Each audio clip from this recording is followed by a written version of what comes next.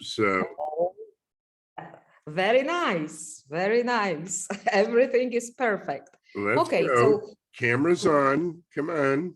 Don't be shy. right. So cameras on. Yes, that's what Rob would like to have right now, because if we are to be true professionals, we shouldn't be afraid of showing our faces, lovely faces, and our lovely ideas to other participants. Hello, hello, everyone. There we go. We got two. Let's go. Okay, two. All Just right. 200 more. Okay, Good. Tamari is joining us. I'm going to practice with names. Loud. Svetlana, come on, leave your camera on. There you go. See, that's an easy one for me. We have two Kingas, Paulina, Lucila, Yeah. Lezek. Did you say Lezek? Yeah. And Leszek. I just realized what was on your mind. yes, Leszek. you know, I don't know any Polish yet, so. Yes, that is the key message. Yep. Mama Gaishvi. Tamari, I know. Tamari, turn your camera on. I know what you look like, but let me see you. I will do it. Give me 1 second. She has not changed. I agree with you that Tamari has not changed. She looks equally beautiful as usual. Everyone here looks beautiful tonight. That's why I'd like to see them all. Yeah. Okay. So without any further, I would like to welcome all of you to this, by definition, highly interactive webinar with Rob. Rob has taken my offer to inspire all of us with his ideas concerning continuous professional development, which is closely related to the process of lifelong learning in all forms in the professional area, but also in our everyday activities area. And for this purpose, I have decided to prepare the plan of the webinar with some of my ideas that I would like to discuss with Rob tonight. But I would really love it if everybody kind of had something to say about any of the points on the agenda of today's meeting. And I see today's meeting, Rob has agreed with me, he has accepted this pattern. So I see it in such a way that first of all, Rob will tell us what he thinks about these ideas enumerated in section A of our webinar. And then I would like you to go into breakout rooms to brainstorm for more ideas. Such is my observation, because I'm also really very interested in all kinds of possible forms of developing our skills and knowledge. And whenever I have some kind of session about it, I learn a lot from the participants of the session, because we always have this synergy effect creating part. And that's what I would like our breakout rooms discussions be. And then I have some additional questions for Rob, but this is just the starting point. My assumption is that I have prepared it just to get us started, because I know it's difficult at the beginning, but then everybody suddenly realizes that the ideas sound familiar and that you have had some kind of experience referring to them. So that's the way I would like everyone to be in this webinar. Okay, as you know, many of you have already participated in quite a few of Rob's webinars for IATEFL Poland. Rob has always been a very highly helpful person, in spite of the fact that he is very busy professionally in business English sake for IATEFL World, and that's why IATEFL World is one of the points on the agenda as well, because I hope that Rob will tell us a lot about it. But also writing materials, training other teachers, and being the source of inspiration for all of us. I would like to draw your attention to those chats that Rob offers within the framework of BSEEC on IATEFL World. They are really highly inspirational. So pay attention to these, all of you. Okay, so Rob, over to you. I'm talking too much. I would like you to tell us what you think about this idea of forming, creating, compiling our personal on the one hand, but also professional learning networks. What do you think about the general idea of networking and sharing, for example, useful links and so on? Well, thank you so much. And thanks everybody for being here.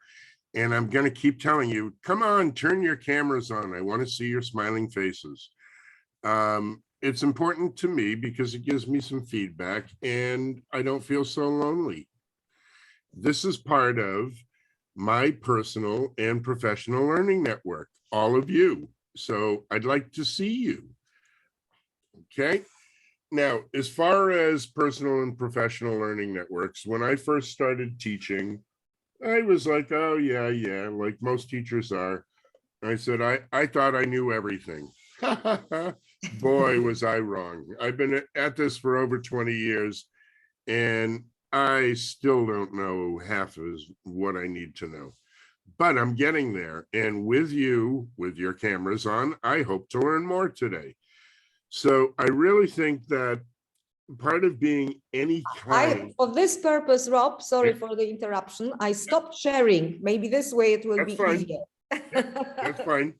It helps me see their faces when they show them better. Thank you.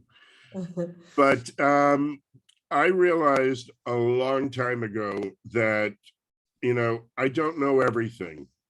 And this is why I started getting involved with different networks of people. And I've been at this for a long time. About 20 years ago, I started online, and back before you guys even knew what online was. And I met an amazing group of professionals that were already working online. And that's what made me into an online specialist long before COVID came along. And the nice thing about that is I learned so much from the people that came before me that now those people are coming back to me because I've gone further than they did before. And this is the whole idea. It's this all sharing and sharing information. Now, I look around, of course, I've been with IATEFL Poland for a few years now. But give a great example. I've known Tamati, I don't know, maybe 5 years now. Through IATEFL BSIG, and we see each other here. I listen to her webinars. I learn from her. She learns, I hope, from me. Yeah. And we share, and that's why this is so important, especially now where people are online. And, during COVID, this is what really made it important, because I'm basically sitting here in this chair 24 hours a day, 7 days a week, talking to people. I don't see the outside world, just out on my deck here. That's it. And it's so important that you don't feel alone and that you can learn from other people. This is why, if you're not part of a network yet, find one. I actually started something 6 years ago with my network if you're familiar with EFLtalks. And what we started doing is 10-minute videos to help teachers with professional development. And it was a way to get them started and get them listening. I've now got over 400 EFL talkers with over 600 videos that are online for free to do professional development. Excuse me, on basically anything you could think of. But there's still a need for us to get together.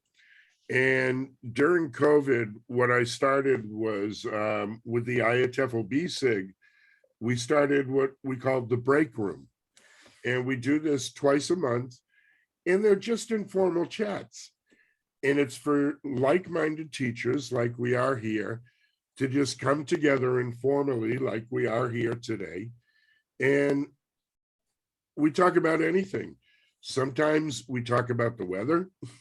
Sometimes we talk about traveling, health, family, knitting, crocheting, whatever. And once in a while, we actually talk about business English.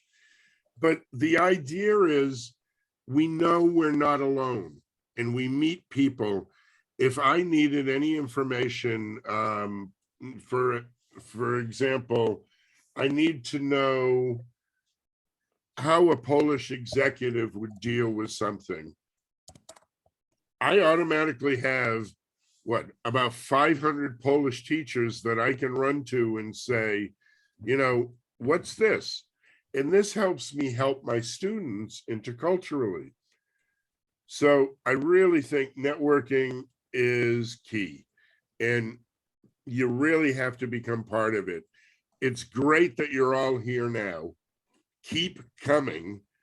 And I know we're going to talk later more about teacher associations and the importance, but even something as simple as this, just a simple get together, is great. Hi, Alicia.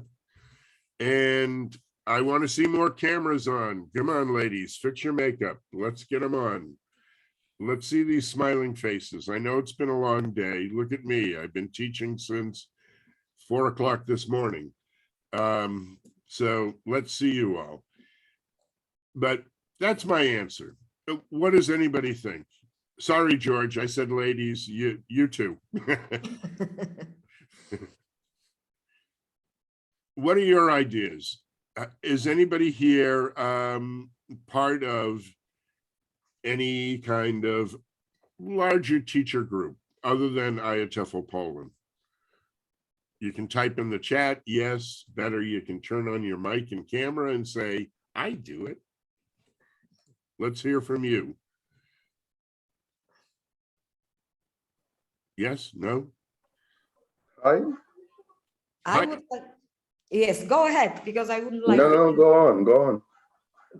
I just wanted to say that surprisingly and really strangely, at the time of COVID, since there were many online conferences and events organized by teaching or teachers associations like TESOL France, TESOL Spain, I participated in them. So earlier, I wasn't so, or I hadn't been so active. So now I know these organizations and their offer. Very interesting. It's always, not just the content, but the ways of offering materials to us. Yes, because that is something they do for us, what we later on will be able to do in our classes, being inspired by them. Yes, so COVID has made me an active participant of online conferences. Great.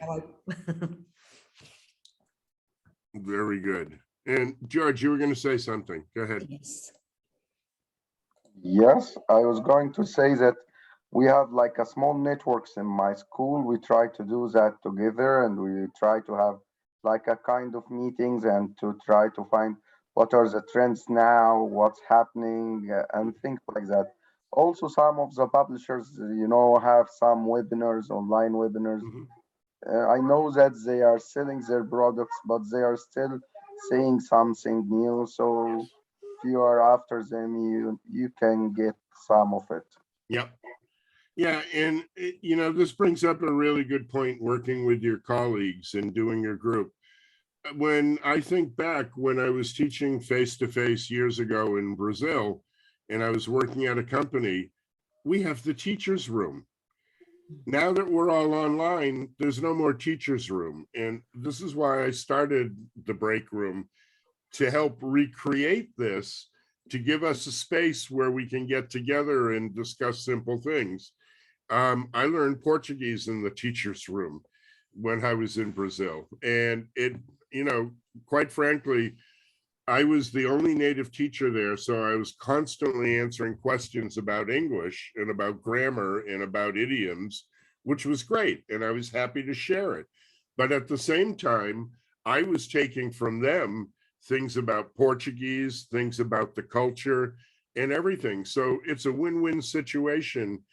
And now where a lot of us are working online, or we're not as much together in the teacher's room, this is it. This is what we need to do.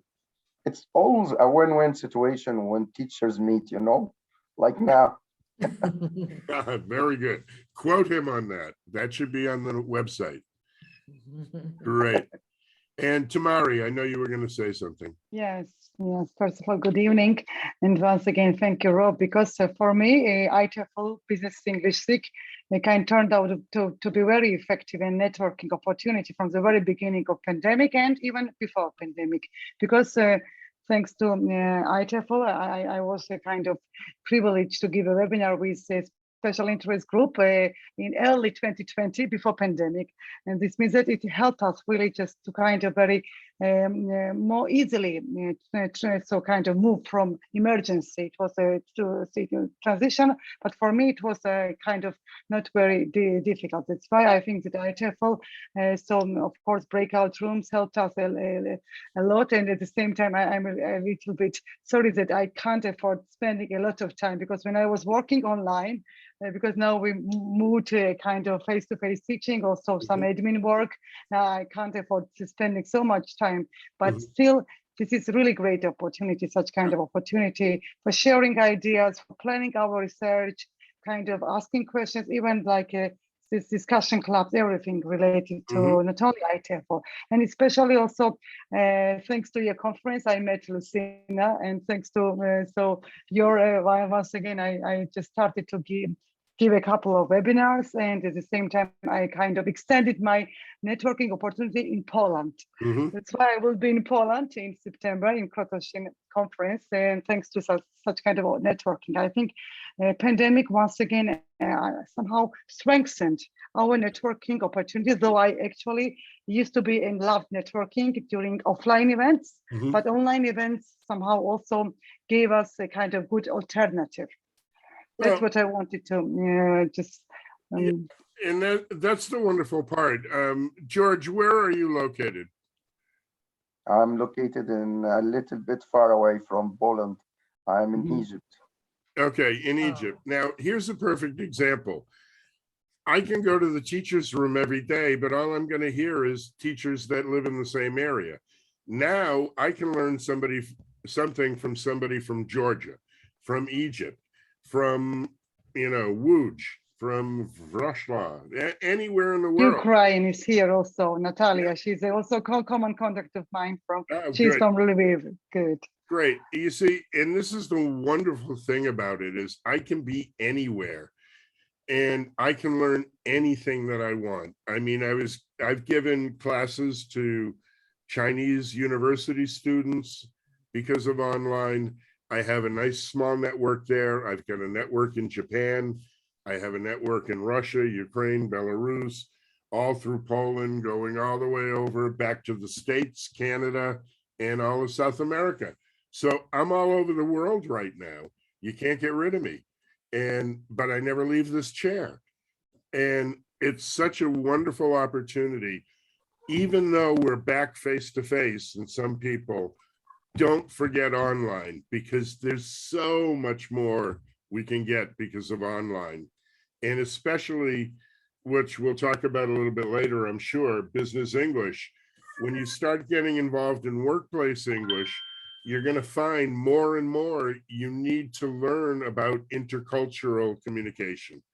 And you're not going to get this sitting in a teacher's room in, a course or a university in Gdansk, talking to other teachers from Gdansk. You need to share with people all over the world. So, good.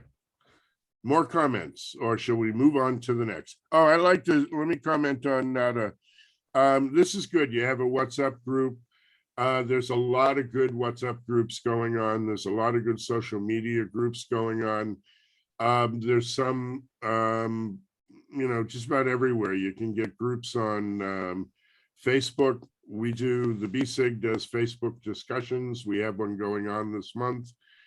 And, it's just take a little time to improve yourself. Because if you're not improving, you're standing still. And you know what happens? Going backwards. Yeah, that's exactly it. When you're standing still, you're actually moving backwards because the world is moving forward and you're not. Students are getting smarter, better, and they have more options than just us teachers now. We need to keep up with what their needs are.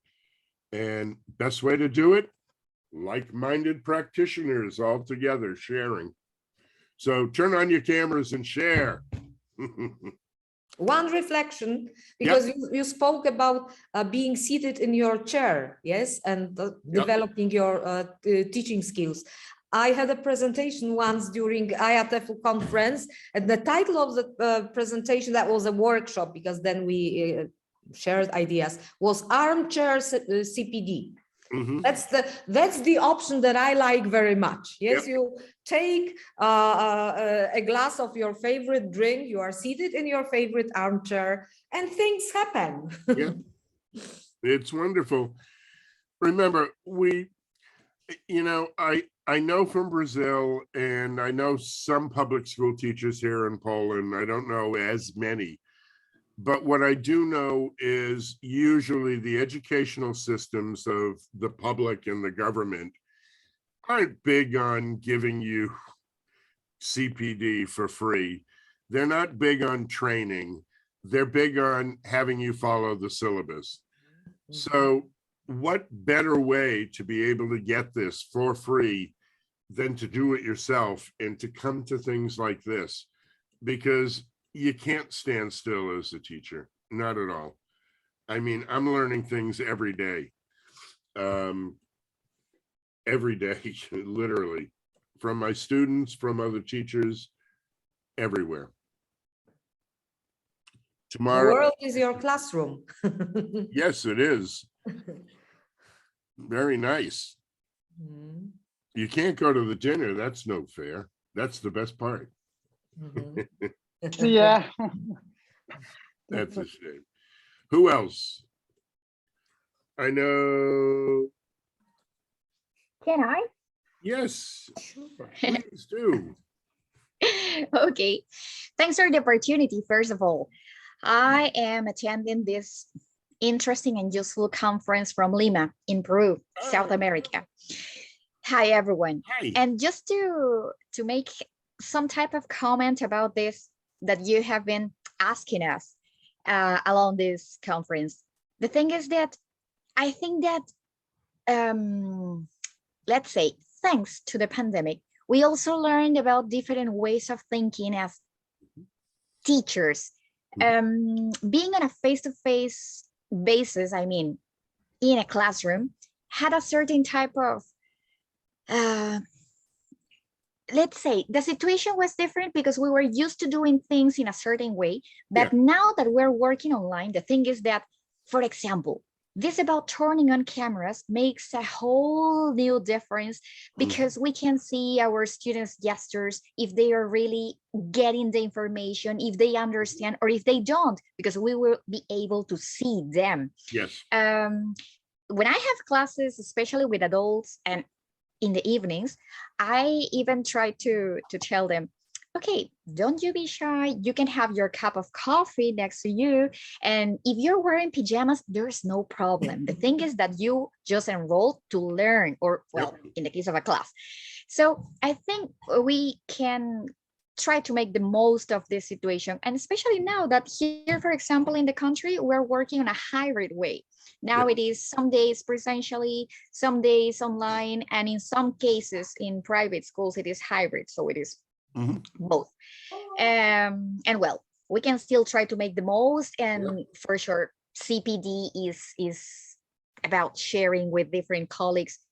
Now the advantage is that we can learn or teach internationally. So definitely, I think this is such a huge opportunity that this situation of online conferences and classes have brought to us. Thank you. Great, thank you. See, we're all over the world here, even just right here in this room. But that's one of the greatest things about this. And I agree with you. It's this is why I will not teach my students unless they turn on the camera. But I'll do it for you teachers, even though you're shy. I do wish you would turn it on, because it's the social interaction. Remember, even though we're here on the internet, it's still interaction. It's still social. We see each other. I just can't, hug or shake hands. And, people don't want to do that after COVID anyway. So thank you, George. But, this is a great opportunity to sit here, like you said, in your pajamas. I'm not even wearing pants today, so it's kind of hot here. Let me stand up for it. No, I'm kidding. I'm wearing shorts.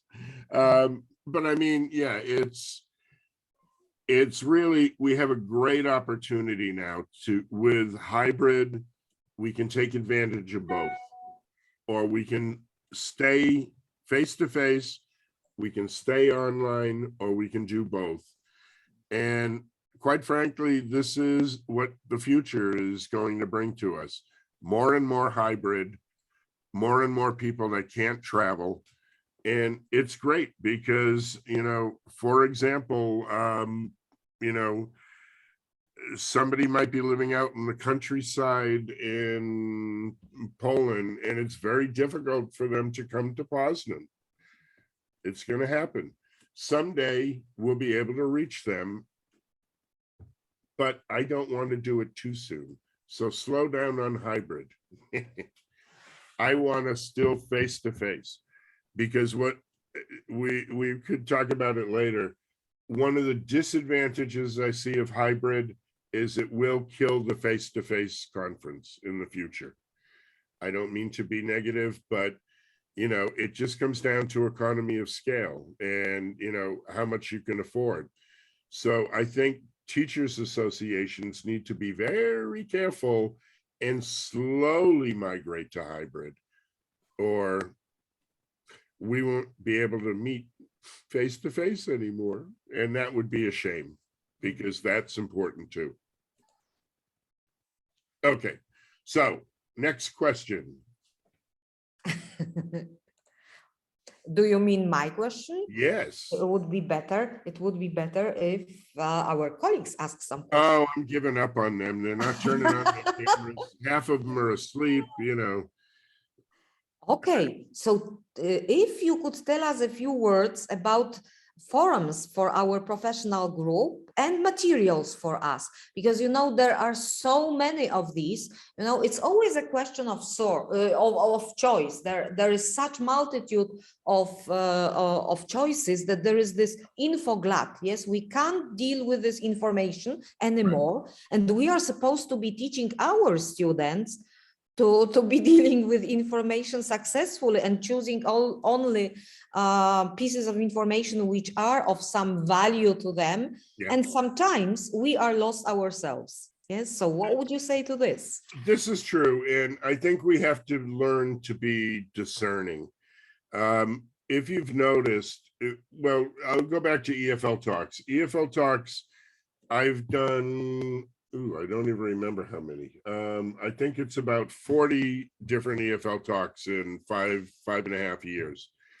And then COVID came and we did a few more, but I realized it was so saturated. Anybody who's got a camera now is a teacher trainer doing a webinar, and you're inundated. What I think you need to do is you need to look at the source. For example, first thing, is it from a teachers association? It's probably much better because the teachers associations have access to, let's say, a higher level of professional. Like, you don't see Scott Thornberry putting on his own webinar by himself. He speaks for teachers associations or publishers. So number one, look at who's doing the webinars or the workshops or whatever. I agree with George. Sometimes, we know that the publishers are there to sell their product, but that's okay, because I may need their product because I need product to put in front of the student. But they do have good quality speakers. Usually, some of the bigger publishers get the best speakers because they're expensive and speakers want money. There is, don't tell anybody, but I'm part of these groups and I know some of the big names out there, and they've stopped giving webinars. They want money. Because in the old days, you have to realize when we were doing face-to-face, if you're a big name, either a publisher or the organization is paying for you to be there. That dried up for 2 years. And these people had no way of making money because they weren't classroom teachers anymore. So they're looking to get paid to do talks. So usually this will be done by a teachers association or a publisher to get better speakers. Now, if you're seeing things and you've never heard of the person, first of all right, George, I'll pick on you. I saw today online that George is doing a webinar next Saturday on the flipped classroom. First thing I'll do is I'm going to research his name. I'm going to see what he's done. Has he written books? Has he been doing it for a while? Has he given other talks? I'll watch a little bit of his talk. See, is he interesting? Does he seem to know what he's talking about? Or is he just trying to become famous and doesn't know how to dance on TikTok? So, sorry, George, I'm sure you're great. But, but this is what you need to do these days because everybody is on there. I saw something today which really got me upset. It was for a teachers association, and they had 3 teachers who were giving talks about business English. One of them has been teaching for 3 years total, teaching business English for 2 months. The other one hasn't taught business English at all. And the third one, we don't know because they don't have any teacher certificates or anything else. And this is a webinar with the experts of business English. I'm not going to that one, by the way.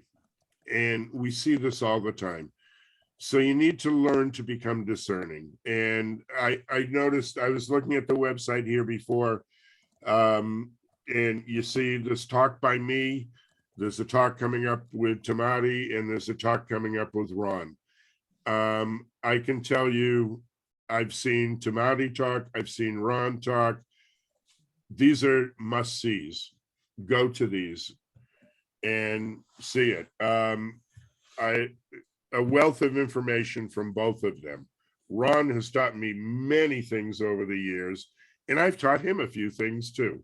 So, and Tamari too, not to say you haven't, Tamari, but I've known Ron for a long time through IATEFL Poland. And so learn to be a little discerning. Okay, I won't praise you anymore, Tamati. But yeah, anybody else? Any comments on that? I would like to mention something that I think it's also important. Here in the country, as well as in different countries, I think, the educational system in the state sector is different from the one in the private sector. Yes. I've been sharing experiences with colleagues and training some other teachers for a while. Mhm. And the thing is that, for example, there's a group of people who is always eager to participate in webinars, conferences, seminars, Mhm. but for free. They are not able to invest that much. Sure. And there's the other group of people who is able to pay for the, let's say, the IATEFL annual conference and some others too. Mhm. The point is that among all this group of people, there is something that sadly started also happening, as you mentioned at some point of your speech. Whoever with access to some level of English started, I'm talking about my country, Peru, Mhm. started creating businesses. I'm not talking about companies, because you know that you must have a certain type of document and legal things and the accountant and so on. But the thing is that nowadays, if you create your Facebook fan page or your Instagram account, you can start offering a product or service, and basically you are doing business. You're an You get entrepreneur clients. all of a sudden. Exactly. Yeah. You get clients, they start paying, and that's it. But that thing, even when, of course, we like entrepreneurships, is that some people whose English level was not that good started teaching, let's say, advanced levels. They offered classes for advanced level. Yeah. And then when you try to participate in their workshops or even classes, the level was not the appropriate one. Mhm. So I'm going to mention one of the most Go, meaningful go. examples for me. Repeat after me, follow to me, pencil, pencil. And then there is this group of teachers trying to repeat pencil. Yeah. So it was going to be very like having someone struggling with that group of teachers to have them understand that it's not pencil, but pencil. You cannot try to contradict what another colleague had previously said. Why not? I do it all the time. I think it should be done, sorry, in a subtle way, maybe. But let's say that over here, colleagues are quite special in terms of that issue. Yeah. So that is something that I think we can continue working on. Let me Continue interrupt you. professional development. One second. I agree with you. You know, I don't mean to be rude, but sometimes if there is somebody there who's badly teaching or badly giving wrong information, as teachers, we need to stand up for this, because that's somebody that needs to be called out and booted. I actually started a perfect example a little while ago. I was taking a Polish class here for free. And because everybody was either from the Ukraine or one of the Slavic countries, they started a class for Polish and they were teaching in Polish. And there was only me who was learning from zero in English. So I said, oh, join our class. They've been at it for a year. So they put me into an A2 class when I'm A0. And then she cut up strips of paper from a song and played the song 3 times. That was so fast. And I said, do you have any teacher credentials? And she said, well, no, I've seen this done before. And I said, you're doing it the wrong way. And I called her out on it. And it was the last time I went, because it's not right. Just like if I went to a doctor for my right arm and he starts cutting off my left, I'm going to say something. You know, Can I interrupt you, Rob? Yeah, I'm go ahead, sorry. George. Sometimes it's not like that. Sometimes like they just need support. You know, Yeah. maybe one of the Sure. colleagues, they need support. They Sure. don't mean to be wrong. Right. They don't know that they are wrong. So if you can know, if you can support them in a nice way, like what you do with your students, Yeah. that would be fine, and they will like that, and they might enjoy it, and like that, you will be useful for them and for their students as Sure. well. And No, I maybe not agree. in front of their students, because I sometimes find that of them in the new teachers who Mhm.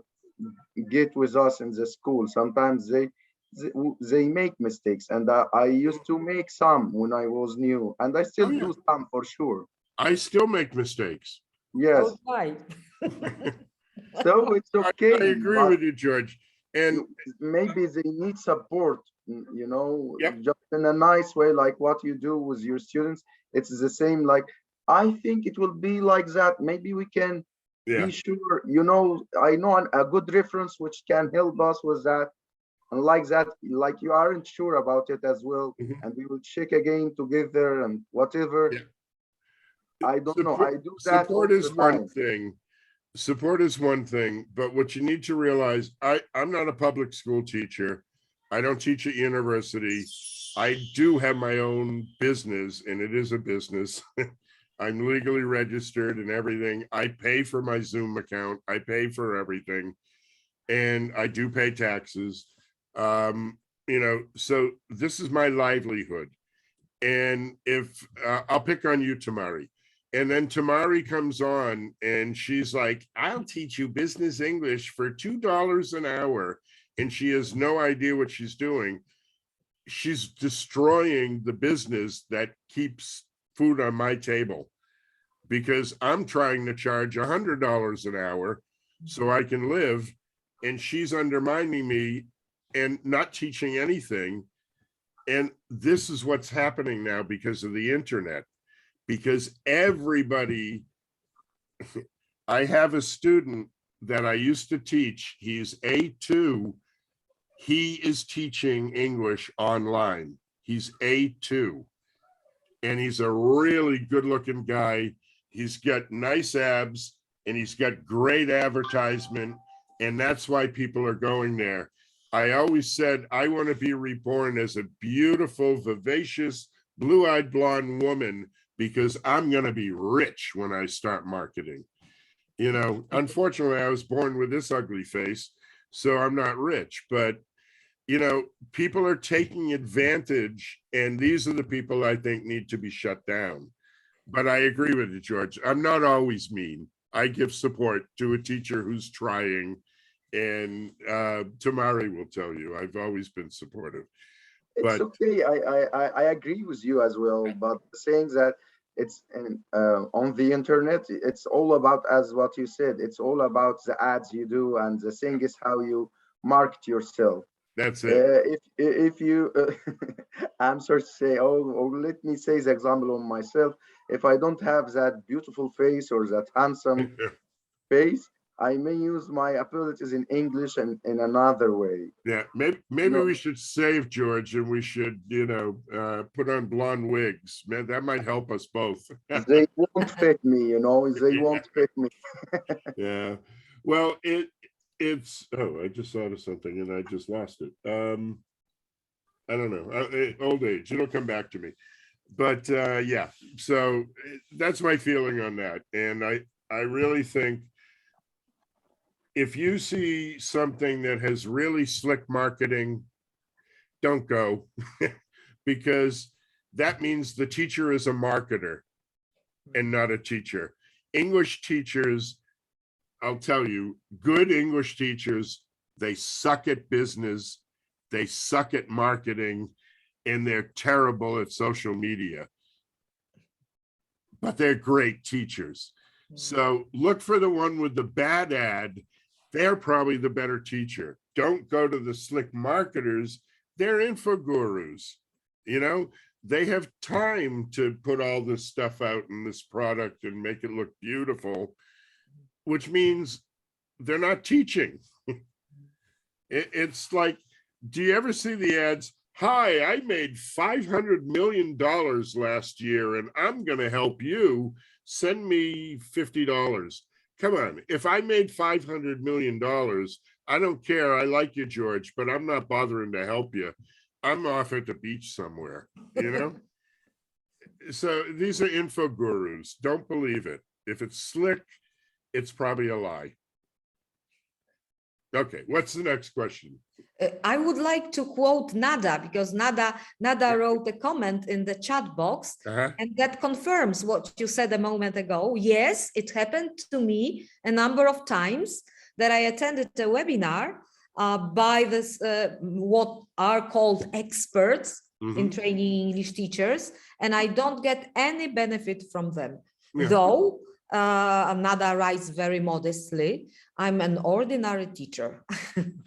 And thank you for being an ordinary teacher. Congratulations. So am I. I'm just an extraordinary speaker. Great. What's our next question? Okay. What do you think about those huge online courses like Future Learn, Coursera? Because I have participated in a few of them, so I have my own opinion, but I would like to hear the opinion of an expert. It's like anything. It depends on how well the course was. Remember now, anybody can come up with a Coursera and Udemy course and put that online. So it doesn't necessarily mean it's good. I will let you know next week because I'm going to start Polish classes from a Udemy course. A friend of mine has taken it and said it was actually pretty good. So I've just signed up. I haven't started yet. And there's good and bad of everything. Again, look for what the source is. If it says, oh, you know, course by George, and there's nothing to back it up, maybe I want to think twice, and maybe I want to get some references and say, George, can I talk to some of your past students and, you know, see what they think? Get some references. If it says from Harvard University, take that course. You know, it's the same, you know, George and Harvard University, they are the same. Yeah. Okay. Harvard just charges more than you, right, George? Little bit. Yeah. Yeah. So it's like anything. There's good and there's bad. The biggest problem with, I know you had it on the list there, you're talking about MOOCs there, right? On your list. With the MOOCs, people have been giving them a bad rap for a long time because they say that only 60% of people finish the MOOCs. That's the problem of the people taking it, not necessarily the problem of the MOOC. And it's motivation. Remember, if something's free or really cheap, people jump at it, but that's the wrong motivation. They're not taking it because they're motivated to learn. They're motivated because it's cheap. So those people tend to not finish. Believe it or not, 60% don't finish MOOCs. But did you know 40% of students don't finish university? So that's not that far away. You know, 60 sounds terrible until you put it next to a university course. So again, look into it, do your research, and figure it out. The person who took the Polish course is also a student of mine, and she's studying English with me. She, out of curiosity, she got a certificate to get a free Udemy course. So she decided to sign up for business English to see what it was like. And it said advanced course in business English, da, da, da, da, da. The first class was, I am a student, you are a student, we are students, and didn't go much further than that. She immediately asked for her money back. It's not what they advertised. So again, what is it? Caveat emptor, let the buyer beware. But that can happen even in the case of those well-known prepared courses prepared by, for example, I was participating in the course English for the Workplace, and that was on Future Learn, and that was prepared by British Council.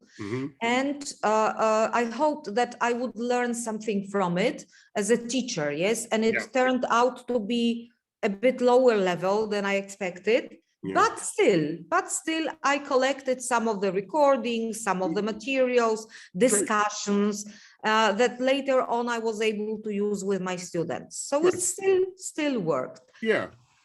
And you know, it's you just don't know until you try it. The same thing can be said. I can go to one university here and maybe the other university was the better choice. Just because it's online or it's a MOOC doesn't mean that it's bad. It doesn't mean that it's good. Yeah, that's right. Let's see. Yeah, I really stopped using the word expert, and that's a word. When I see expert now, it's like, no. Everybody's an expert these days. And it's one of those words I just can't stand seeing. And when I say it, I slap myself because I used to say it in the past.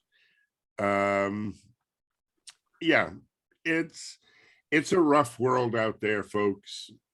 You know, it's like anything. I can say, Elisa, I'm going to Lima next month. What's a good restaurant? You know, she might recommend something. I might hate it. What she thinks is good, George might think is terrible, and vice versa. So you just don't know until you try sometimes. But most of the time, if you see, most of the time, not all of the time, if you see a teachers association or you see a publisher or you see a big university behind it, you have a higher chance that it's pretty good because they had a lot of money to put in and develop it. So what's next? I have this ideas from our classroom. Yes, so now we have reached the point when it would be really advisable for all of us to kind of open up and share ideas from our classroom. Give us an example from your teaching, Rob, so that we can follow you. I've installed the brand new button that they have on Zoom, which when your student isn't paying attention, you press the button and it gives them an electric shock. It works wonders. You don't have that option? Oh, I have it. Yeah. You have it? Good. No, I'm kidding. It's the thing that works for me is I'm a little different these days because I work with specific people. I do C1, C2 only, with very few exceptions. Mostly I'm doing people who are learning English for the workplace because business is my background. That's where I've come from. And of course, now with being with the BSIG, I'm supposed to do it. And what I'm doing is I like to work with students who are working for specific goals. I like highly motivated students. I like executives, high-level people, because two reasons. They're motivated for the right reason because they want to be successful at their job. And this is key for me, is the motivation. I don't want George sending me his 10-year-old kid who says, I gotta study. I don't want him. You know, I say they better, you know. I want the hungry student who's like, give me more, give me more. And the other reason is they have more money, so I can charge more. But, you know, I work with real level, high level professionals. And by doing that, I work one-to-one and I do conversation. and I let the student run the class, because the student will bring up what they need for that class. So I don't come up with a syllabus and say, today we're going to work on this.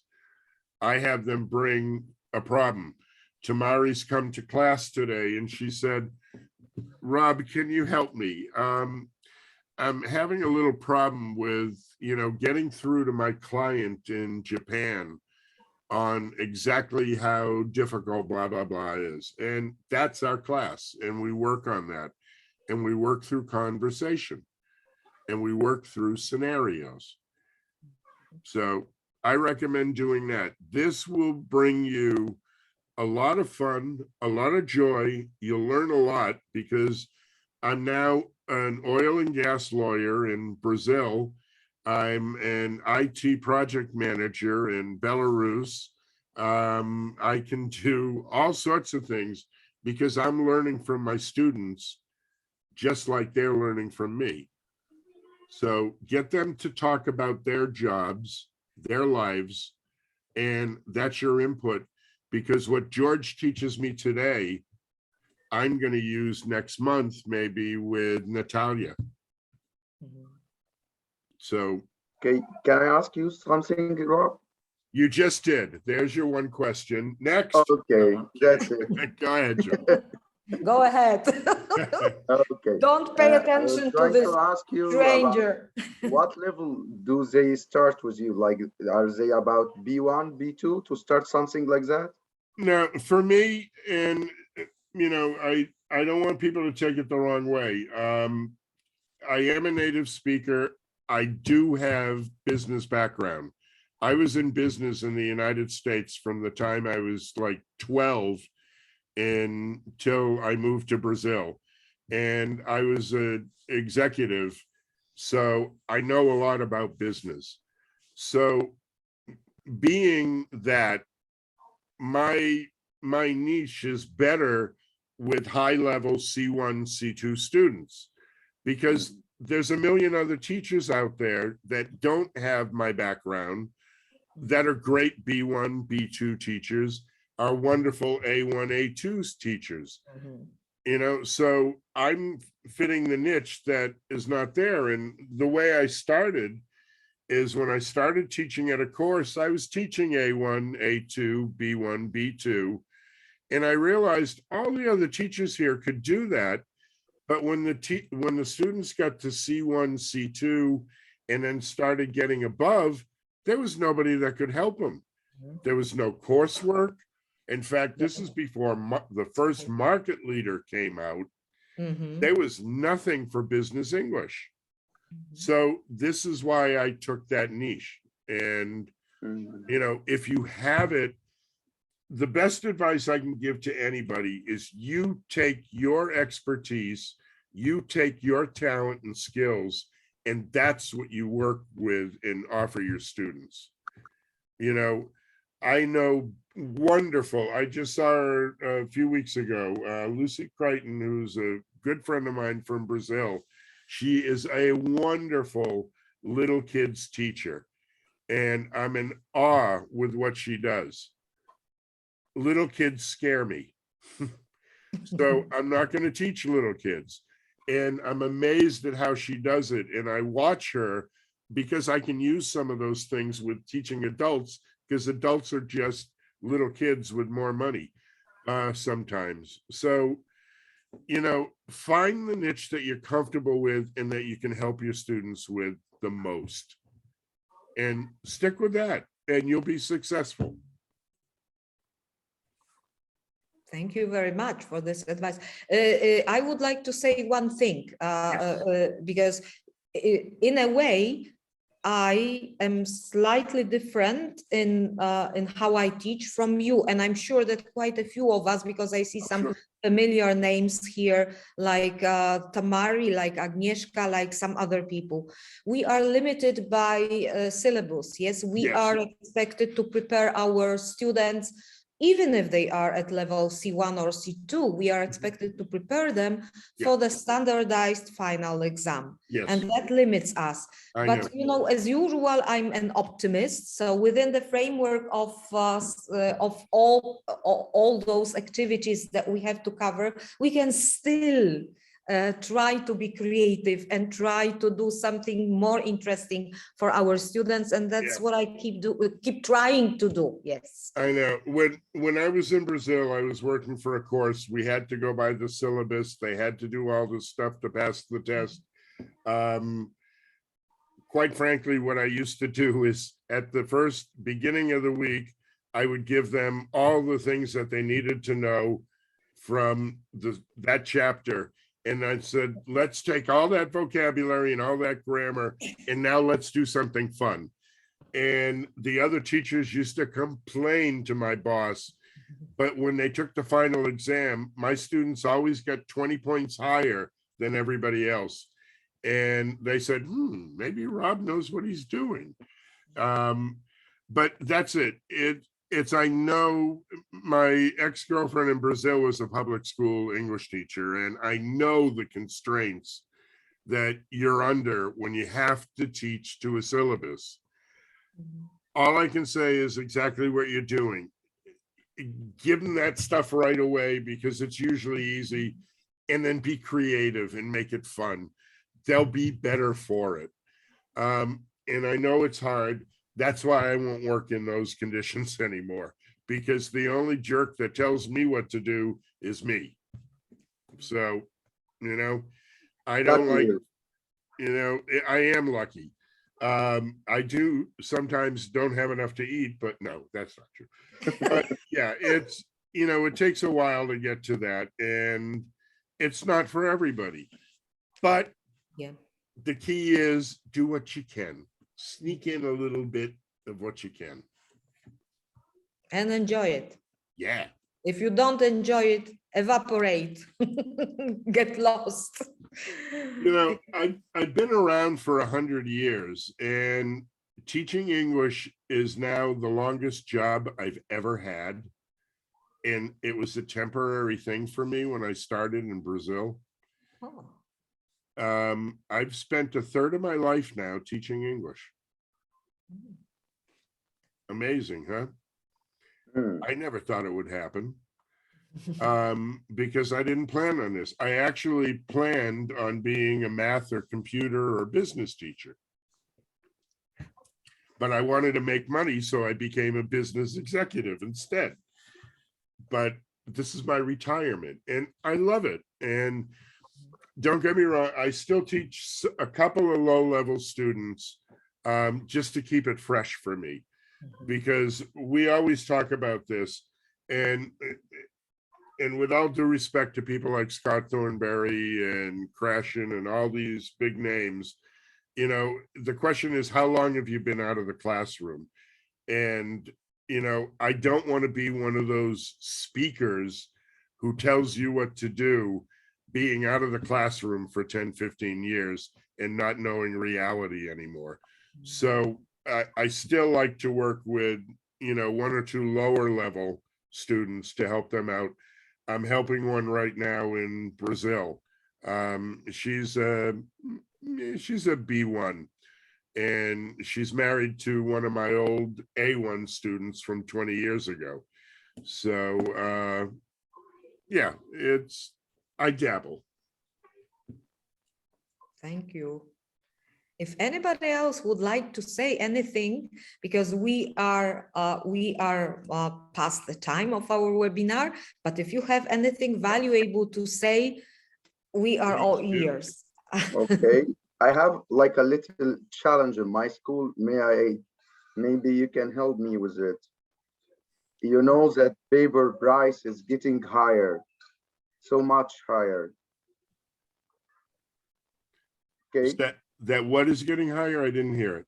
The price of paper. Oh, paper prices. Yes, they are getting so high. And that makes like a lot of problems for my school, because we used to have like extra sheets and things and all of that. We are trying to find a way to get rid of that paper-based sheets and go to online platforms. Yes, I see it. Cell phones, Yes. PDFs. Yes, we are trying to find, like, I usually have young learners in my school, so we are trying to find like a better way or an interactive way to do that. Yeah. So we use Kahoot, we use And they like videos, and if you have like any extra ideas maybe that they can help me with that. I also use like a way to let the children speak up. I made like a kind of integration between programming and English, that Yeah. they can build their own stories and speak up for themselves and the stories they like using grammar, using programming. I would reach out to, if you have a computer science teacher in your school system, make a friend and trade off. Get the computer science teacher to help you computerize and digitize everything. Have their students write an app that your students can use to learn English. And then your students write English lessons to help the computer students learn English. I try to do that. Yeah, good. You're innovative. I like this guy. Bring him back Thank again. you.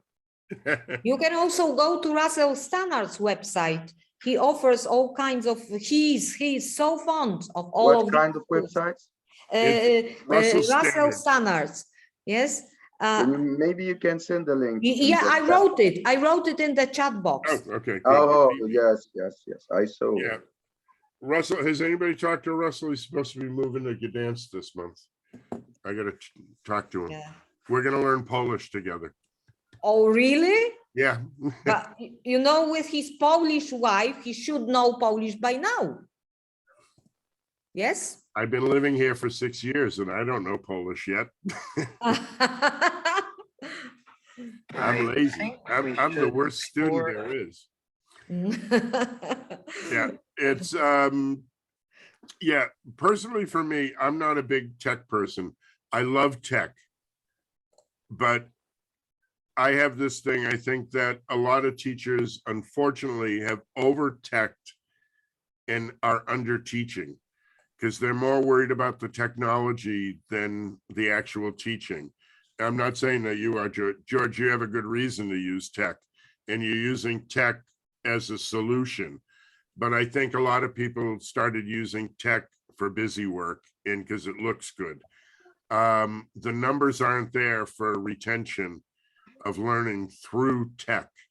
Because I actually wrote a paper with an engineering student.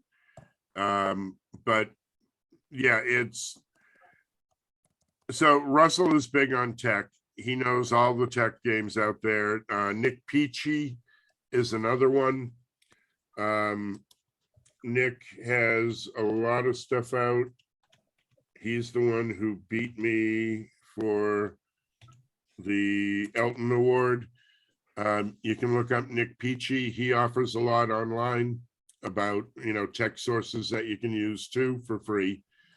And I think digitizing stuff would help you out with the cost of paper. So I'd start with that. Yeah. And don't be afraid to use the cell phone, things like WhatsApp groups and stuff like that.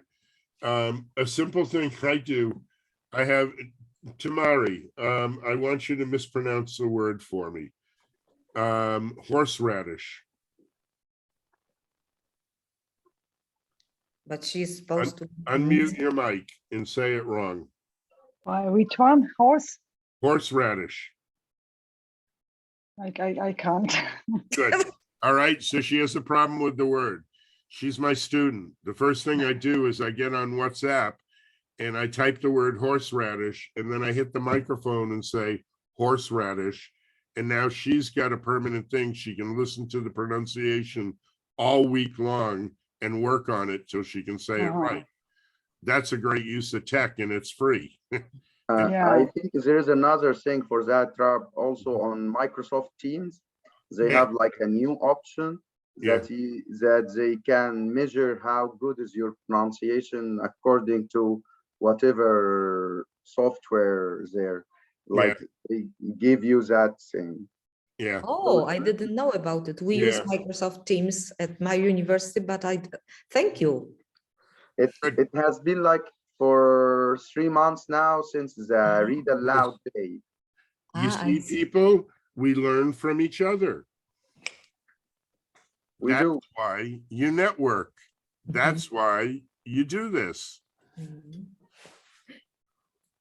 And it's not a problem that we haven't done breakout rooms, because we will always be able to meet in some near future.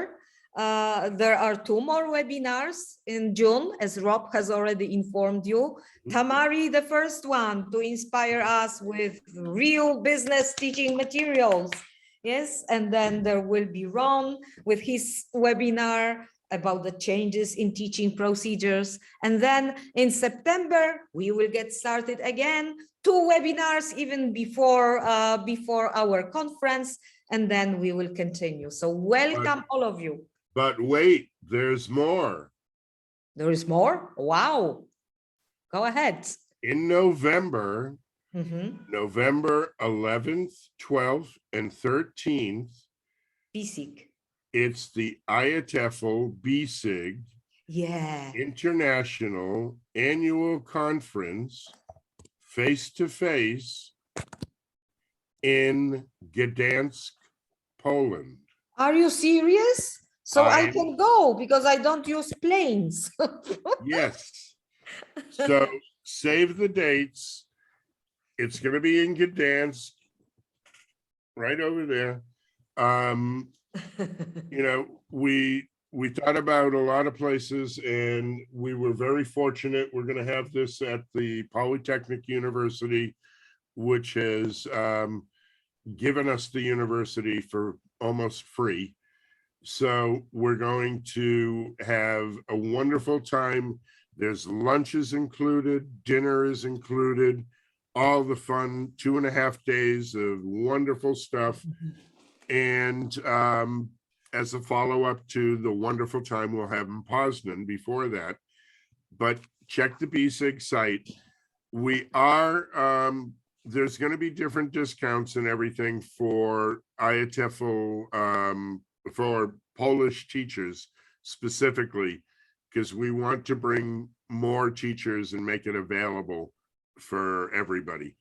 And it will be lower cost and wonderful. So I'll see you in September in Poznan, and then I hope to see all of you with your faces, so I know what you look like, in November for the BSIG conference. Great. And it's over the weekend. I have already checked it. I'm putting it in my notebook. Yes, it's a holiday weekend. Yeah, It's you're November right. 11th. I forget the holiday. Yes, Independence Day. Ah, that's it. So we're going to be very, very independent. Yeah, but this is one thing we've talked about. Yeah, there is a Maritime Academy here. We've talked about this for a long time since I joined IATEFL BSIG, of trying to have it here in Gdansk. And I've always bragged about how wonderful IATEFL Poland was when it was here in Gdansk. And everybody always says, it's exactly what you said, Tamari. Everybody always says, oh, I've always wanted to go to Gdansk. Here's your excuse. Come and join us in November. And it's beautiful there. It's a wonderful place. Yes, you can visit Sopot, you can visit Gdynia. Yep. I come from there, not exactly from Gdańsk, but from Elbląg, which is not so far away. I know. I'm going to be driving through there tomorrow. Say hello to I Elbląg. will. I'm on my way to Missouri for the weekend. Great, great. Okay, Rob, thank you very much. Thank you for your precious time. And now let's wave the final goodbye at everyone. Even at those who have not shown their faces, maybe they can at least Just give me a use some smile. symbols. You know, you're alive. Please, I'm needy. Come on, turn on. Wake up, show your face, and we will say, yes, Nada has sent us a symbol. Right, Nada has communicated with us. She uses a different pattern of communication, written communication, in hiding slightly, but still communicating. Yes, so ongoing communication is very important. Okay, goodbye, everybody. Let's close the webinar and see you in Tamari's webinar in 2 weeks. In 2 Great. weeks. See Bye. everybody there. Bye. Thank you. Thank you.